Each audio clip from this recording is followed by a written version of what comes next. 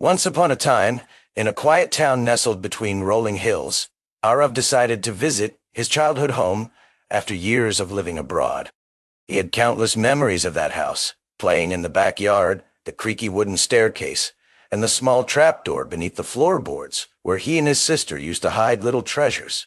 But when he arrived at Willow Street, something was terribly wrong. The house was gone. Not just abandoned or in ruins, it simply did not exist. In its place stood an empty lot covered in grass as if nothing had ever been built there. Aarav's heart pounded. He rushed to the nearest neighbor, an old woman sitting on her porch. "Excuse me, ma'am," Aarav said breathlessly. "Do you remember the house that stood here?" The woman frowned. "Son, no house has ever been here.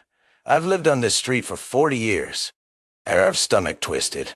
He knocked on other doors, but everyone gave the same response. There was never a house at 47 Willow Street. But he remembered. The way the morning light shined through his bedroom window. The way the attic door always creaked. The way his father tucked him in at night. Desperate, he ran to the town's public records office. He asked for old maps, blueprints, anything that proved the house had once existed. The clerk, a middle-aged man with thick glasses, skimmed through the files and shook his head. "There's no record of a house at that address, sir. As far as the town's history goes, that land has always been empty." Aarav's hands trembled. How was this possible? His childhood, his memories, were they all a lie? But then, he remembered the trapdoor. If the land had truly always been empty, then there would be nothing beneath it. But if his memories were real, then maybe, just maybe, the trapdoor was still there. That night, armed with a flashlight, he snuck onto the empty lot. The soil was soft under his feet. He dropped to his knees and started digging. Minutes passed. His hands were covered in dirt. But then, his fingers hit something solid. What? Wood. His breath caught in his throat. He dug faster, revealing an old, rotting trapdoor, exactly where he remembered it. With trembling hands, he pulled it open.